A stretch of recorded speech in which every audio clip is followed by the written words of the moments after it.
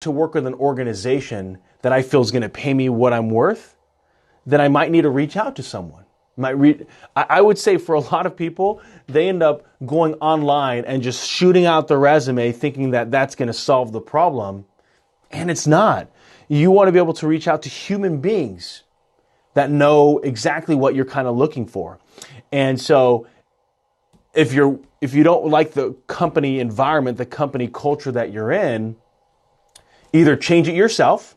I'm a believer of that. 2, talk with some other people and start changing it. Or 3, go find the kind of company culture that you want that's more aligned with who you are. The last step is, when it comes to income, is you got to know what you're worth. You got to know what is being paid in that current realm in the community that you live in, and understand that there's certain certain cities that are going to pay a little bit higher because the cost of living there is a little bit higher for that specific role, and that's okay. You can kind of mix it up in the way that you see fit. The other thing that I would say when it comes to being able to make that shift, you need to understand yourself well. There's going to be fear in making that leap. For a lot of people, changing your career is one of the most stressful things of your life. You're either devoted to an organization and you think, hey, they've been fantastic to me and I don't want to leave them. Or you're going to say to yourself, you know what? I just don't know how to even navigate looking for something different. And I'll tell most people that it's your opportunity to make those changes for yourself and for your family. The reality is, as employers, we look at what's best for us as an organization. And so sometimes that might mean we're making decisions for the top 80%, and the other 20% of the organization might not like it. So if we decide that we're going to, get a new assembly line, and that's going to remove about 20 jobs because it's going to be more automated, that's going to make some of those people upset. Now, we might have to fire them all, or we might, and lay them off, right? That's basically the same thing. Or we shift them into different roles. And most organizations, unfortunately, look at the opportunity to save that money on those 20 people with their income and benefits and workers' compensation and unemployment and taxes. And they'll say, let's just lay those 20 people off and we can always hire more. I don't like that attitude. At the same time, that's what employers do. And so I would say for anyone that's finding themselves in this predicament where they want something different, now's the time. It's 2018.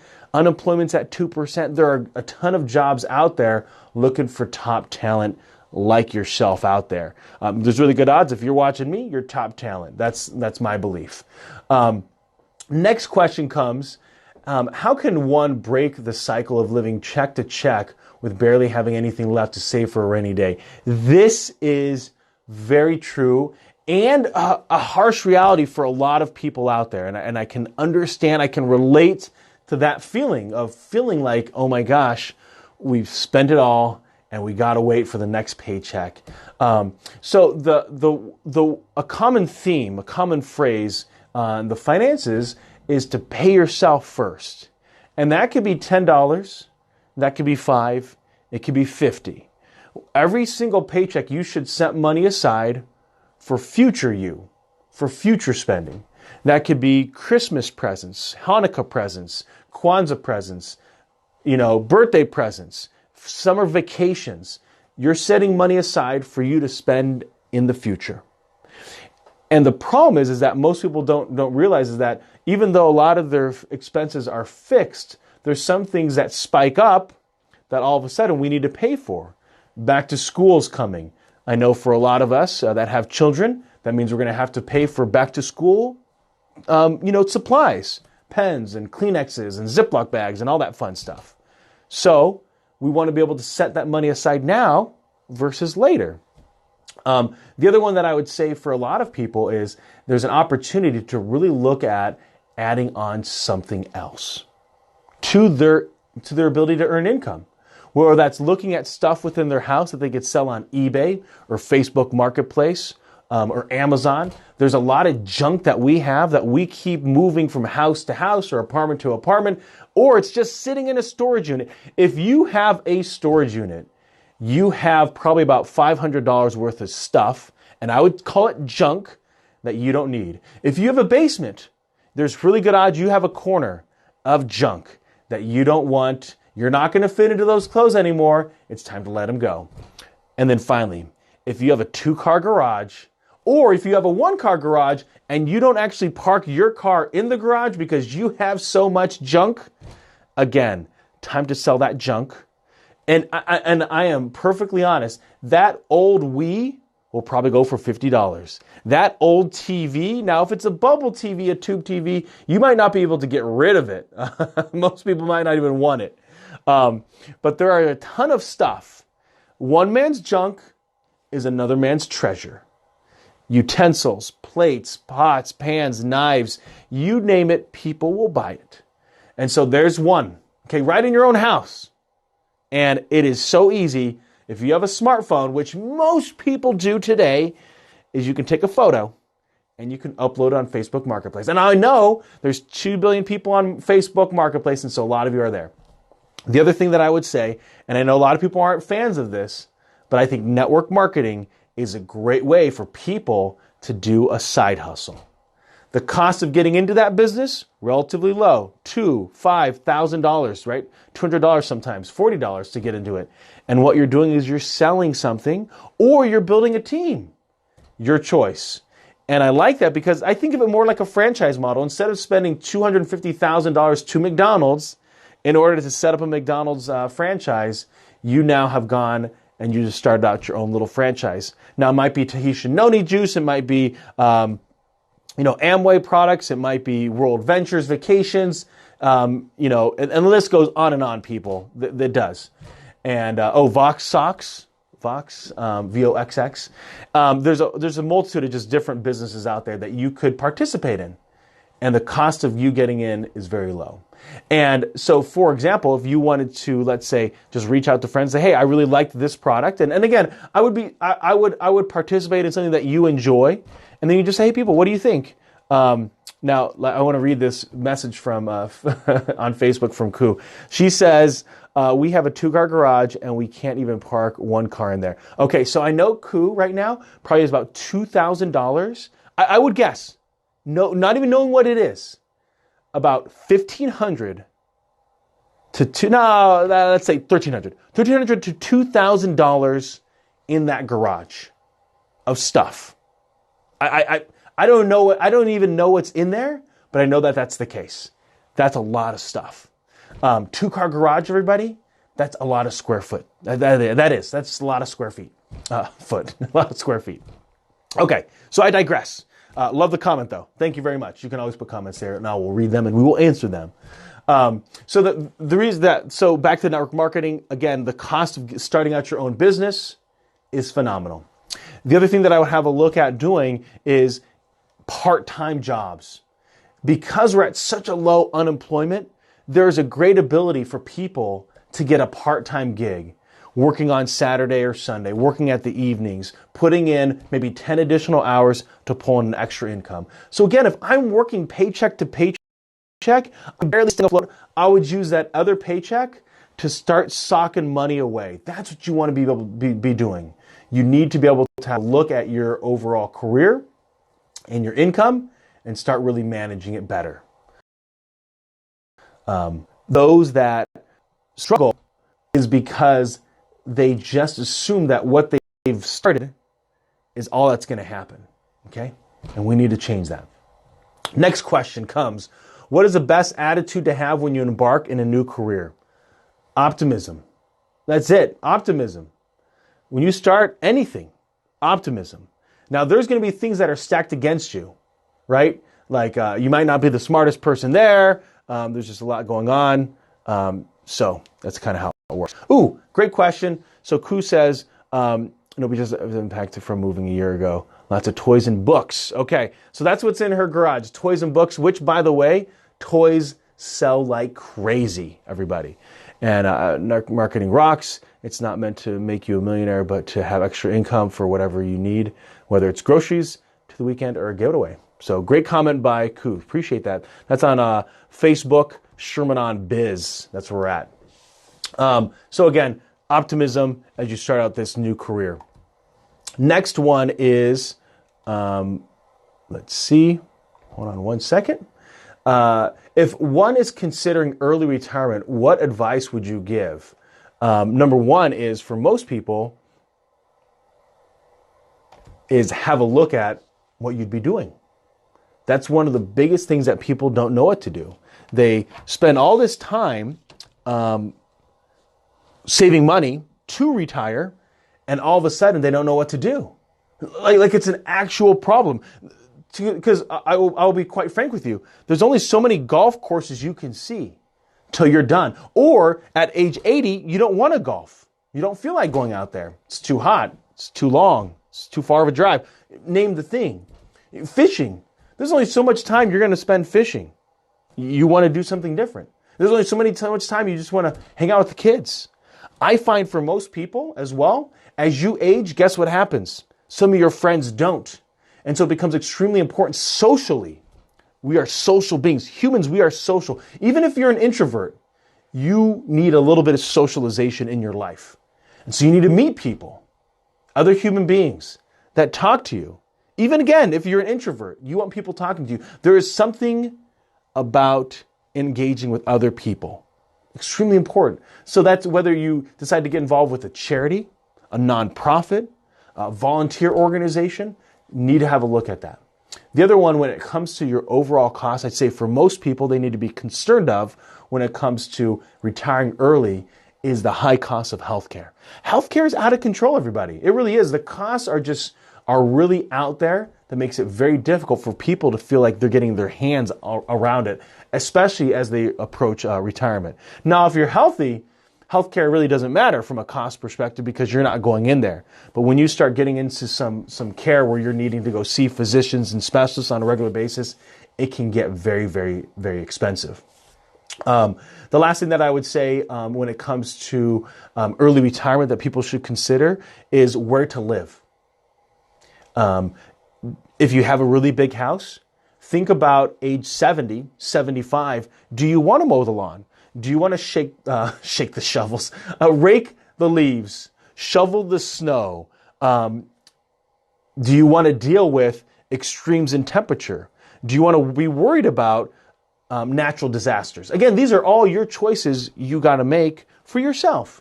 And I think for some people, leaving that big house and going to an apartment complex or a condo association or a senior living community might be exactly what they want to do. Some of those senior living communities, by the way, have about 4 to 7 different events going on every single day. It's basically activity driven. I also like the idea, by the way, of living on a cruise a good chunk of the year. I think that'd be just a ton of fun, right? You're just going and seeing the world and just having a fun time doing it. Next question, Business Ask Me Anything. Do you think that in today's competitive business world, one can get to the top without compromising their morals and principles? Absolutely. Period. If you're in an organization where you feel that your morals and character has to be compromised in order to get promoted, you're at the wrong organization. That is not the way to do it. Because number one is it puts you in a very difficult position. If you feel that you need to be dishonest or unethical in order to climb the corporate ladder where you're at, that is not an organization that you want to be with long term. Those companies get found, they get caught. It's not the right place to be. Thanks, Koo. Next is, what is the best career advice someone has ever given you regarding your career and what makes it the best? I don't know who told me or if I read it somewhere or whatever, but it was that majority of my day needs to be spent on my strengths. So I basically negate everything that... Now, go on one thing. We all have weaknesses we're trying to overcome, but there's certain things that when it comes to like my makeup as a business person or as a professional that I'm just not good at. And that is like small details. Just not a small details person. So I'm not going to waste my time trying to get better at small details. It's just not, it's not a good use of what I'm doing professionally. And so for a lot of people, they get all worked up on trying to overcome all these weaknesses, and it's just not worth it. Okay? So the thing that I would do is have a look at what I'm doing from a career perspective and say, am I spending majority of my time, 80% of the day? So if you work 8 hours, that means you're spending about 6.5 hours doing what you're really good at, what you're amazing at. So that is the reason for my recent shift in my career from financial services over here to seek staffing. And it's been an absolute amazing match. Absolutely love it. Leadership, strategic, training, public speaking, working in an organization, absolutely love it. It really fits who I am. And it was tough. I left an industry that I'd been in for 13 years and really enjoyed what I did, but found myself not enjoying what I was doing on a daily basis. And so I knew things needed to change. So I would encourage you to all do the same.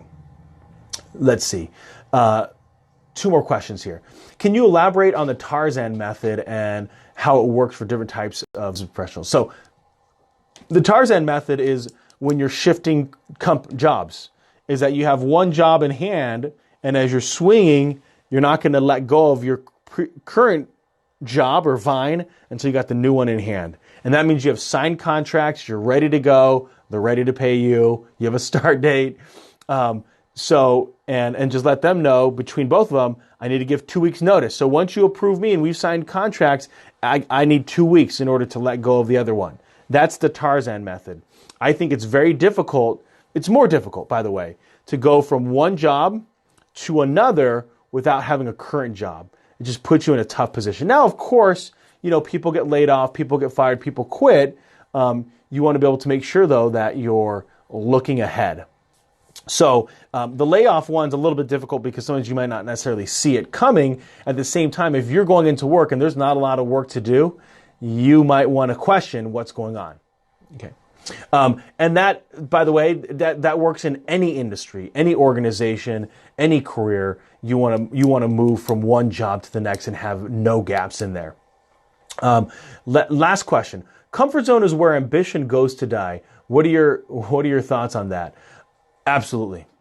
I agree with that sentiment. So the comfort zone for most people is, and let's just talk about it professionally, is the people you're used to talking to, the things that you're very comfortable doing, and you're staying inside that circle. So the problem with staying in that comfort zone is that's where growth doesn't lie. Growth isn't gonna happen to you if you don't put yourself in a position to change. So for example, if I run 1 mile every single day, at some point my body's going to get used to that exercise.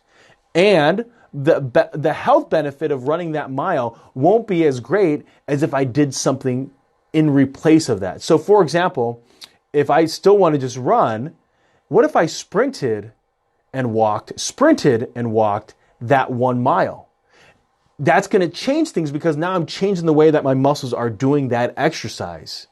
And so I know that we get used to doing certain exercises, but you want to mix it up. Sometimes that's why I will go for a run, because it's a way for me to mix up my lifting and other routine.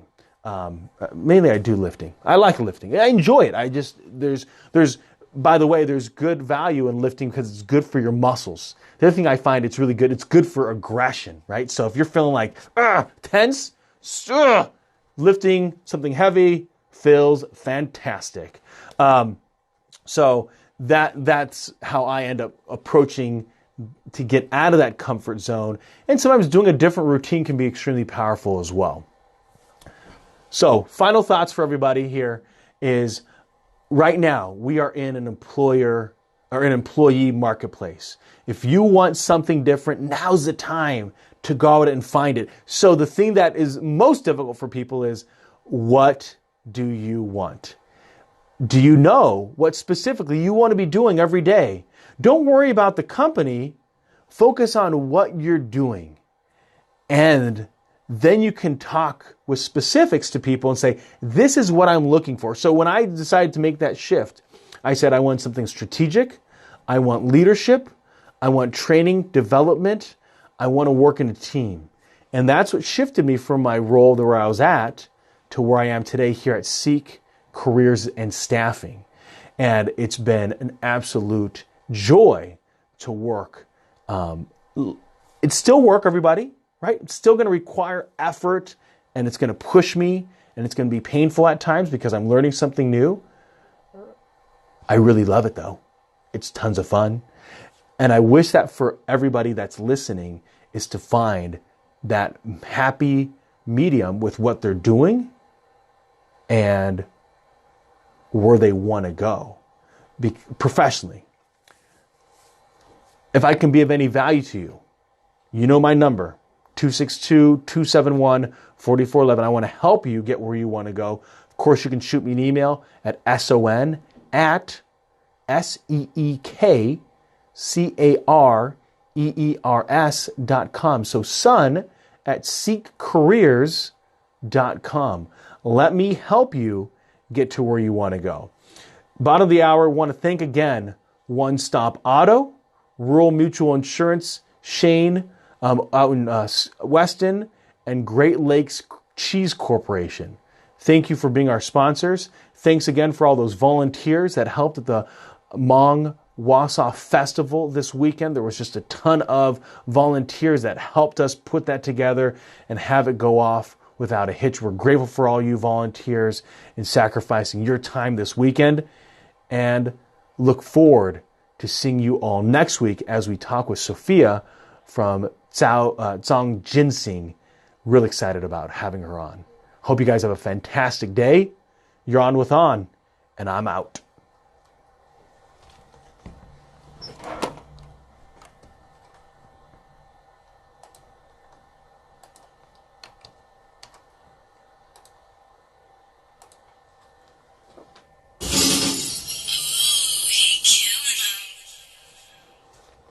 See you later.